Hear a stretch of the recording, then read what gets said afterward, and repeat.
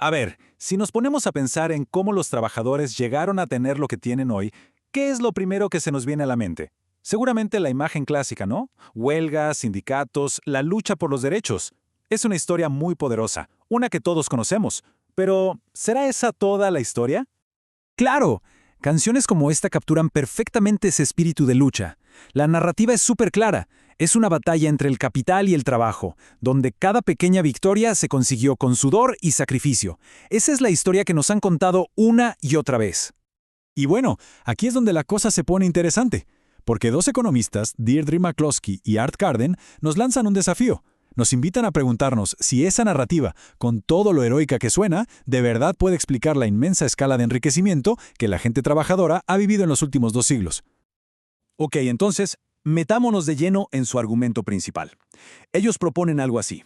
La lucha por los derechos laborales, en el fondo, se trata de cómo se reparte un pastel que ya existe. Es una pelea por conseguir una rebanada más grande. Pero, ¿y si el verdadero cambio no vino de cómo se dividió la rebanada, sino del tamaño del pastel mismo? ¿Qué tal si el pastel se volvió gigantesco? Miren, según los estudios económicos que ellos citan, las ganancias de sueldo que los sindicatos más exitosos han logrado para sus miembros están, como máximo, por el 15%. Esto comparado con los trabajadores que no están en sindicatos. Y no está mal, ¿eh? Un 15% es una cifra importante, sin duda. Pero ahora comparen ese 15% con esto. El aumento real en salarios y en calidad de vida para el trabajador promedio en los últimos 200 años es de más o menos un 3000%.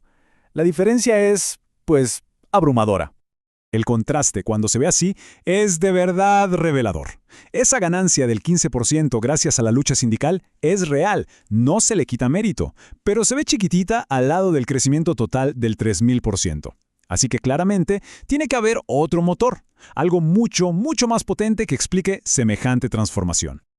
Muchas veces, la idea de la lucha se basa en la suposición de que los jefes, los empleadores, están sentados sobre una especie de montón de oro, ¿no? Y que de ahí se pueden sacar sueldos más altos. Pero los autores señalan algo clave. Incluso si se tomaran todas las ganancias de las empresas, no alcanzaría ni para duplicar los salarios de todos, y mucho menos para explicar un aumento del 3000%. Simplemente las cuentas no dan. Entonces, si no fue la lucha, ¿cuál es el mecanismo alternativo? Bueno, aquí los autores desempolvan una idea de hace 250 años, de nada menos que Adam Smith: la libertad de los trabajadores para moverse, o sea, para simplemente irse de un mal trabajo. El término económico para esto es arbitraje. Suena complicado, pero la idea es súper simple y poderosa. Si un trabajo es malo, la gente se va. Si un trabajo es bueno, la gente quiere entrar. Ese movimiento constante obliga a los empleadores a competir entre ellos para atraer y retener a la gente. Pensemos en esto. Un trabajo que es sucio y peligroso tiene que pagar más para que la gente lo quiera hacer, ¿cierto? Más que un trabajo seguro y cómodo en una oficina. Al final, el paquete completo, el sueldo más el valor que le damos a las condiciones, tiende a igualarse. ¿Por qué? Porque la gente es libre de elegir el paquete que más le conviene. Los empleadores que no ofrecen un trato competitivo, pues se quedan sin trabajadores. Y ojo, que esto no es pura teoría. La historia está llena de ejemplos. La gran migración de afroamericanos del sur al norte de Estados Unidos fue un caso masivo de arbitraje. Y a una escala más pequeña lo vemos todos los días. Es la razón por la que un taxista quizá gane menos que un minero, o por la que alguien puede decidir ser piloto en vez de profesor si las condiciones no le parecen atractivas. La gente, al final, vota con los pies. Ok, perfecto. Si el arbitraje explica cómo se nivelan las condiciones, todavía tenemos la pregunta del millón. ¿De dónde salió ese increíble crecimiento del 3000%? ¿De dónde vino todo ese nuevo valor? Y aquí está el corazón de la tesis de los autores. El verdadero héroe de esta historia no fue la redistribución, fue la innovación.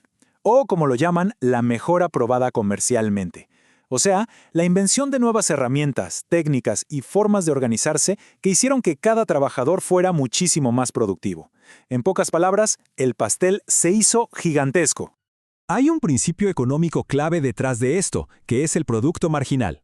En un mercado competitivo, los salarios no se definen por quién es más duro negociando, sino por el valor que un trabajador extra le añade a la producción.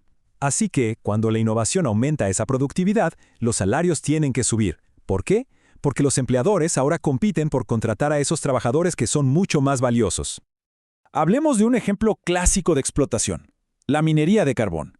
Las canciones y las historias nos pintan un cuadro terrible de esos pueblos controlados por la compañía, donde los mineros, como decía la canción, le debían el alma a la tienda de la empresa. Pero los autores nos ofrecen una perspectiva distinta. A pesar de esas condiciones que hoy nos parecen terribles, la gente elegía trabajar en las minas. ¿Por qué?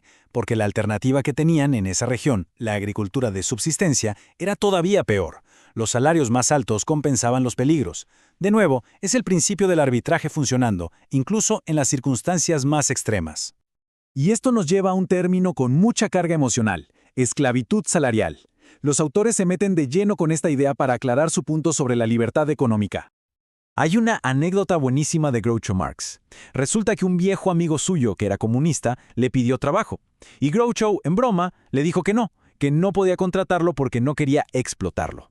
El chiste es genial porque ilustra perfectamente la perspectiva de los autores. Si un empleo es un acuerdo voluntario, ¿quién está explotando a quién? Ambas partes se benefician. Si no, el trato simplemente no se hace. Si vamos a la definición formal, un esclavo asalariado es simplemente una persona que depende de un sueldo para vivir.